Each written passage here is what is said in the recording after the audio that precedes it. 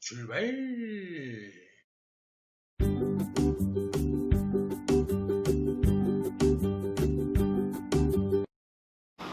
네, 우리 친구들 안녕하세요. 천년성체 유리 8번째 시간 시작하도록 하겠습니다. 시작하면서 시작 기도로 성모성 하도록 할게요. 성부와 성자와 성령의 이름으로 아멘. 은총이 가득하신 마리아님 기뻐하소서. 주님께서 함께 계시니 여인 중에 복되시며 태중의 아들 예수님 또한 복되시나이다. 천주의 성모 마리아님, 이제와 저희 죽을 때에 저희 죄인을 위하여 빌어주소서. 아멘. 성부와 성자와 성령의 이름으로 아멘. 네, 8번째 시간 시작하면서 일단 공지사항 알려드리면, 여러분들 우리 네이버 밴드에 보면은 중간점검 관련된 공지가 올라갔습니다. 그래서 시모님이 해당 부분에 올려놨으니까 그거 보시고 사진으로 업로드 해주시면 돼요. 자세한 내용은 네이버 밴드를 참고하시면 되겠습니다. 8번째 시간을 시작하면서 먼저 우리 친구들이 교재를 보면 오늘은 별로 할 게 없네 라고 생각할 수 있어요. 뭐 문제도 적고 뒤에 적어보아요 정도만 하면 되는데, 그래서 교재는 들어가지 않았지만 성사라는 게 있어요. 성사. 그래서 오늘은 함께 알아보아요 하고 나서 성사에 대해서 좀 간단하게만이라도 알아보는 시간 갖도록 할게요. 시작하죠. 바로 우리 함께 알아보아요 해보도록 할게요. 잠깐만, 이걸 하려면 십자가를 좀 보여줘야 되니까 십자가를 내가 5초 안에 가져올게요. 잠깐만.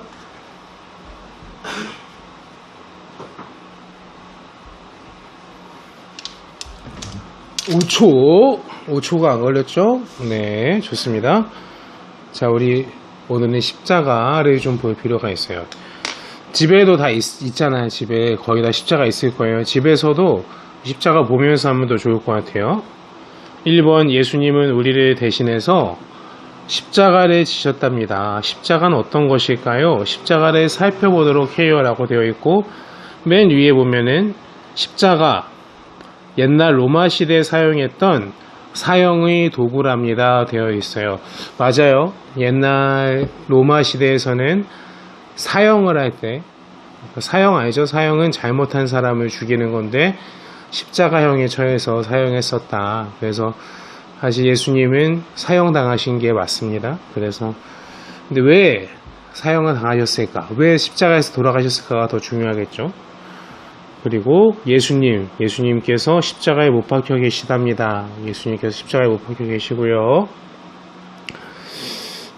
예수님의 순환을 다룬 영화들이 많이 있는데, 그 중에서 이제 멜 깁슨이라는 감독이 패션 오브 크라이스트라는 영화를 찍었어요. 아직은 우리 친구들이 보기에는 조금 잔인한 장면들이 있으니까 나중에 중학생 정도 됐을 때는 한번 보는 것도 추천합니다. 예수님의 5상처, 양손 양발 못자국이 있고 배에 창에 찔린 자국이 있답니다. 이제 5상처의 5상이라고도 해요. 그래서 예수님께서 십자가에 못 박히실 때 여기 이렇게 양손하고 발 2개인데 발 하셨고, 나중에 군사가 예수님의 옆구리를 창으로 찌릅니다. 그래서 5개의 상처가 있다고 해서 5상이라고 하고요. 가시관, 로마 군사들이 예수님을 조롱하며 씌워주었던 가시로 엮은 관이랍니다 라고 되어 있습니다. 그리고 INRI라는 글자, 유다인의 왕 나자렛 예수라는 말의 약자랍니다 되어 있는데, INRI는 영어가 아니고요, 라틴어예요. 라틴어의 약자입니다. 그래서 여러분들 그거 아시면 되겠습니다. 네, 십자가 가까이 한번 보여줄까요? 네, 십자가 집에 다들 있을 거니까 십자가 보면서 다시 한번 이렇게 보면 되겠어요. 네. 자, 그러면 2번으로 넘어가 보겠습니다. 예수님 우리를 대신해서 십자가 지셨는데 왜 그렇게 하셨을까요? 라고 하면은 답은 이렇게 쓰면 돼요. 우리의 죄를 용서하시고 구원하시기 위하여 라고 쓰면 됩니다. 이게 무슨 말이냐면 우리가 천국에 가기 위해서는 반드시 예수님을 통해서 가야 한다라는 겁니다. 예수님께서 십자가를 지신 이유 또한 여기에 있는데 예수님은 잘못하신 게 없어요. 그럼에도 십자가에 돌아가셨는데 그런 이유는 당신의 희생을 통해서 우리에게 당신의 사랑을 알려주시기 위한 거야. 조금 쉽게 얘기하면 사랑하면은 희생하게 되어 있어. 왜? 그 사람을 기쁘게 하기 위해서. 예를 들어서 우리 친구들이 집에서 부모님들께서 우리 친구들에게 맛있는 식사를 주기 위해 요리를 하신다거나 청소를 하신다거나 우리 친구들에게 더 좋은 것을 주기 위해서 본인이 갖고 싶은 것을 포기하는 그런 것들 희생이 하나라고 볼 수 있잖아요. 그래서 내가 사랑하게 되면 희생하게 된다. 그래서 예수님께서 우리를 사랑하셨기 때문에 십자가에서 희생하셨다라는 것을 우리가 기억하면 되겠습니다. 3번 예수님께서 십자가를 지셨는데 십자가는 우리에게 어떤 의미일까요? 라고 되어 있습니다. 십자가의 의미는 한마디로 하면은 사랑이라고 할 수 있어요. 사랑. 근데 신부님이 아까 얘기했던 대로 십자가의 사랑은 희생이 중요한데 여기서 사랑이라는 것은 어떤 사랑이냐면 하느님이 우리를 사랑하는 그 사랑을 얘기합니다. 그래서 우리에게 십자가라는 거는 한마디로 얘기하면 우리가 사랑을 실천해야 된다. 하느님의 사랑을 실천해야 된다라는 것을 이야기하고 있어요. 뭐 단순하게 얘기하면 착하게 살아가는 것이라고 할 수 있겠죠. 그리고 우리가 내 삶 안에서 우리가 착하게 사는 방법을 몰라서 안 하진 않잖아요. 그래서 내가 조금 더 선하고 하느님의 뜻에 맞가진 삶에 살아가는 것이 바로 십자가의 정신이라고 할 수 있을 겁니다. 십자가에 달리신 예수님을 바라보면 어떤 생각이 드나요? 이거는 뭐 사실 정답은 없겠죠. 근데 신부님의 개인적인 생각을 얘기해주면 신부님은 감사함이 있고요. 사랑을 있고 그리고 죄송한 마음도 함께 갖게 됩니다. 이제 우리 친구들이 아직은 아니지만 이제 신부님이 되기 전에 좀 깊이 기도하는 시간이 있어요. 근데 그때 저도 했는데 예수님께서 순환하시는 그 성경을 묵상하다가 갑자기 눈물이 나는 거야. 예수님께서 고통당하시는 그 모습을 보고 제가 갑자기 눈물을 흘렸는데 그때 기도하고 있었고 그 성당 안에는 신부님의 동기들도 있었어요. 근데 눈물이 갑자기 막 나는 거예요. 눈물이 멈추지가 않더라고요. 예수님의 사랑 그리고 용서하시는 자비 그리고 죄 많은 내 자신을 돌아보니까 하염없이 눈물이 흘러서 더 이상 기도가 진행이 안 될 정도로 그래서 성당에서 눈물을 흘리다가 성당 밖으로 나갔어요. 그러고 나서도 한참을 울었어요. 한참을. 그랬던 기억이 있습니다. 근데 그 눈물의 의미는 제 생각에는 예수님을 사랑했기 때문에 그리고 예수님께 대한 죄송함, 더 예수님 닮은 삶을 살아가지 못한다라는 그런 마음에서 흘렸던 회개의 눈물이었다고 생각합니다. 신부님은 그런 걸 느낍니다.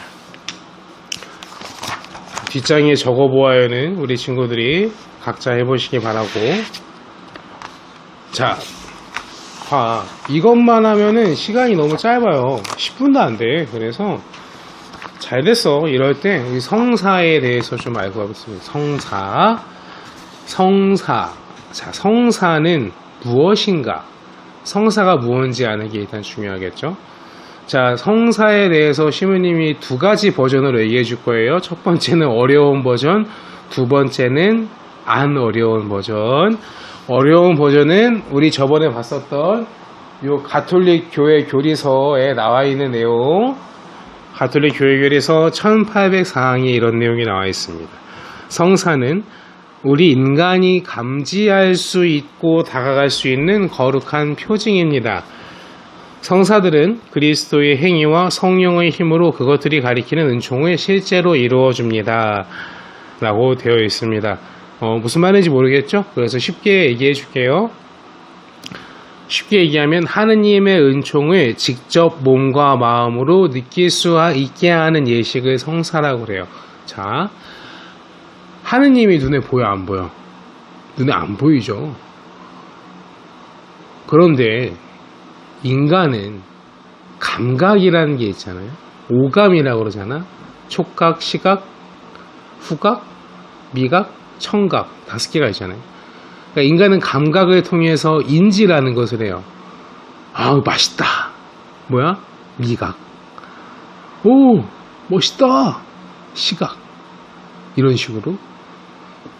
그래서 이 감각적으로 우리가 하느님을 느낄 수 있게 하는 예식을 성사라고 하는데 2000년 전에 이스라엘 사람들은 예수님을 직접 눈으로 봤죠. 그런데 예수님을 직접 눈으로 본 사람보다 그렇지 않은 사람이 더 많습니다.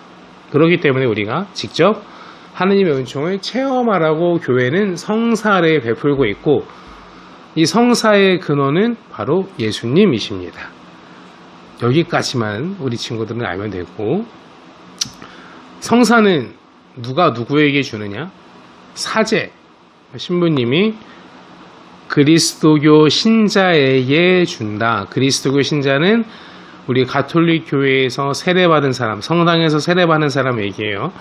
성당에서 세례받은 사람에게 성사를 베푸는데 딱 하나는 신자가 아닌 사람에게도 줘. 뭐? 세례.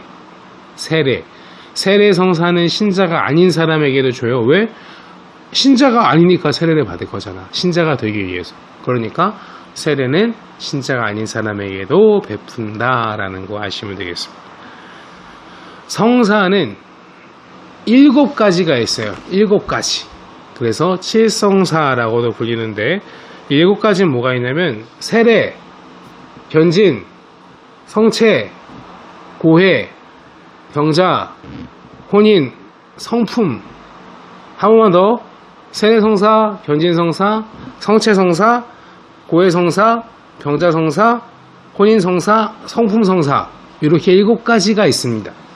그래서 오늘은 7가지의 성사가 무엇인지만 간단하게 알아볼게요. 1. 세례. 세례는 하느님의 자녀가 되는 성사입니다. 그래서 세례를 받을 때는 우리가 서약을 하게 되는데 나는 가톨릭 교회의 교리를 믿습니다. 라는 내용과 하느님의 자녀로 살아가겠다는 다짐을 하게 되죠. 근데 우리 친구들은 이 기억이 안 나죠. 왜? 아직 세례를 안 받은 친구들은 곧 받겠지만 이미 세례를 받은 친구들은 대부분 유아 세례이기 때문입니다. 유아 세례는 아기 때 받잖아요. 그래서 그 아기는 서약을 할 수가 없어요. 그러면은 어떻게 세례를 주냐면 부모님이 대신 서약을 합니다. 부모님이 이 아이를 하느님의 자녀로 합당한 사람으로 키우겠습니다. 라고 서약을 하고 나서 세례를 준다라는 거 기억하면 되고 되게 오래전에 한 1700, 800년 전에는 처음부터 유아 세례가 있지는 않았어요. 왜? 시모님이 아까 얘기했잖아. 하느님의 자녀가 되는, 하느님의 자녀로 살아가겠다는 약속을 해야 된다고. 근데 애기는 약속을 할 수가 없는 거야. 그래서 한때는 유아 세례를 주지 않았으나 이런저런 과정을 거치면서 나중에는 유아 세례도 베풀게 되었다라는 거 기억하면 좋겠습니다.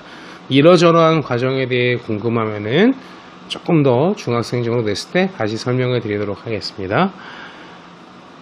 견진은 성령을 통해 신앙의 굳건함을 새기는 성사입니다. 그래서 보통 14, 15세 이상이 되면은 견진 성사를 많이들 받아요. 그래서 우리 중학교 다니는 형, 누나, 언니, 오빠들도 견진 성사를 받게 되고요. 다시 한번 이제 다짐하는 거지. 난 이걸 통해서 다시 한번 내 신앙을 굳건하게 하겠다. 그래서 신앙적으로 어른이 되는 성사라고도 이야기를 합니다. 네. 성체성사는 뭐 설명 안 해도 되지 않을까? 그동안 그렇게 많이 했는데 예수님의 몸을 모시는 성사. 성체성사는 우리 천형성체니까 신부님이 그동안 수없이 얘기했기 때문에 굳이 설명하진 않겠습니다. 다음으로 넘어갈게요. 고해성사는 하느님께 내 죄를 고백하고 용서를 통해서 하느님과 화해하는 성사를 고해성사라고 한다. 우리 친구들은 아직 한 번도 안 해봤죠. 천년성취하고 나면은 나중에 고해성사를 이제 한 번씩 하게 될 겁니다. 내가 살면서 잘못했던 것들을 이제 내가 잘못을 하면 하느님께서 마음 아파하시거든요. 그래서 그 잘못을 뉘우치고 고백하고 하느님께 용서를 받음으로 인해서 하느님과의 관계를 다시 좋게 하는 그 성사를 고해성사라고 한다 라고 하면 됩니다. 병자성사 다섯 번째, 아픈 사람들에게는 건강을, 그리고 돌아가실 분들에게는 하느님의 은총과 자비를 청하는 성사인데 힘과 위로를 주는 성사입니다. 아마 우리 친구들 중에서는 마주했던 사람이 많이 없을 건데 신부님은 실제로 병자성사를 많이 다녀요. 왜냐면 아프신 분들이잖아요. 아프신 분들이기 때문에 성당에 오실 수 있는 경우는 거의 없다고 봐야 됩니다. 특히 돌아가시기 직전의 분들은 신부님들이 가서 직접 병자성사를 주곤 합니다. 그래서 아프신 분들, 많이 아프다, 감기 걸렸어, 예를 들어서 간단한 감기 걸렸어, 병자성사 주세요, 그건 아니고, 배탈이 나거나 장염에 걸려서 병자성사를 주세요 라고 해서 줄 수 있는 건 아니고, 좀 중병이나 아니면 뭐 큰 수술을 앞두고 있다, 그럴 때는 병자성사를 청하시면 신부님들이 병자성사를 드립니다. 그리고 돌아가시기 전에 할머니 할아버지들이라든지 돌아가시기 전에 아프신 분들은 우리가 병자성사를 드리고 있다라는 거 알고 있으면 되겠습니다. 신부님 할머니가 돌아가실 때, 신부님은 친할머니가 중학교 때 돌아가셨고 외할머니는 신부님이 이제 대학생 때 돌아가셨는데 그때도 신부님이 성당에 가서, 그때는 신부님이 아니었지, 성당에 가서 신부님 모시고 와서 병자성사를 드렸었어요. 네. 여섯 번째, 혼인성사. 혼인은 알죠? 결혼을 남자랑 여자랑 하잖아. 그래서 이 새로 결혼하는 두 남녀가 하느님 앞에서 이 부부로서의 연을 축복을 청하는 성사. 그래서 이 축복을 통해서 이 혼인이 더 아름답고 완성된다라고 하고 있습니다. 이것도 뭐 아마 우리 친구들 중에 뭐 이모나 삼촌이 결혼했을 때 이거를 봤던, 목격했던 친구들이 있을 수 있겠죠? 네. 혼인성사도 신부님이 자주 합니다. 네. 그 마지막 일곱 번째, 성품성사. 서품이라는 게 있어요. 서품. 서품은 무엇이냐면 성직자가 되게 하는 거야. 그러니까 한 사람을 축성하면서 이 사람이 성직자로 살아가게 하는 거예요. 그래서 신부님도 당연히 사제 서품을 받았으니까 신부님으로 살아가고 있겠죠. 근데 뭐 길 지나가는 사람 아무나 주는 게 아니라 신학교에서 양성 과정을 올바로 다 거친 사람이 사제로 서품을 받을 수 있습니다. 신부님이 그냥 놀다가 신부님 된 거 아니고 나름 학교에서 7년 동안 열심히 공부하고 된 겁니다. 그래서 그런 사람들에게 보통 서품을, 이제 그런 사람들이 사제품을 받을 수 있고요. 우리 의정부 경우는 보통 겨울에 합니다. 그래서 1월 말이나 2월 초쯤에 서품을 주고 있습니다. 요새는 저기서 해요. 그 일산 알아? 일산에 가면 킨텍스라는 데가 있는데 요새는 서품식을 킨텍스에서 하고 있고요. 신부님 때까지는 의정부에서 했습니다. 의정부의 실내체육관에서 사람이 많이 모여. 그래서 어떤 성당에서 하기가 어려우니까 거기서 신부님은 서품을 받았고, 요새는 킨텍스라는 곳에서 하고 있습니다. 나중에 우리 친구들 기회가 되면은, 뭐 코로나 좀 종식이 되고 기회가 되면은 서품식에 한 번씩 가보는 것도 좋을 것 같아요. 네. 제일 좋은 건 우리 친구들 중에 신학생이 나와서 그 친구가 신부님이 되고 우리가 그 친구를 함께 기도해 주기 위해 참석하는 게 제일 좋겠죠? 지금 영상을 보는 우리 친구들 중에 진짜 신부님에 대해 생각이 있다서 신학교에 가는 사람이 있으면 참 좋을 것 같아요. 그러면 신부님 맛있는 거 많이 사줄 텐데. 그렇습니다. 여자친구들도 수녀님이 되고 싶으신 분은 언제든지 신부님께 문을 두드리시기 바랍니다. 네, 그래서 성품 성사를 통해서 사제가 된 사람들, 신부님 같은 사람들은 하느님의 말씀과 은총으로 교회를 위하여 사목하도록 축성된 사람들이다. 그래서 이 직무를 살아가는 사람이다 라고 보시면 되겠습니다. 네, 여기까지만 하자. 왜냐면 이 성사 하나하나에 대해서 설명이 깊이 들어가면은 굉장히 길어지거든요. 간단하게 설명했는데도 다 해서 20분 정도. 뭐 그래도 평소보다는 조금 짧네요. 너무 좋아하지 말고. 네, 그래서 성사에 대해서는 여기까지 배워보았습니다. 학교를 아직 안 가고 있죠, 우리 친구들. 네, 집에 있기만 또 심심하기도 하고, 심지어 용암천 앞에 나가보니까 많이 또 산책을 다니더라고요. 그래서 집에 와 있기 좀 심심한 친구들 많을 텐데 건강을 위해서라도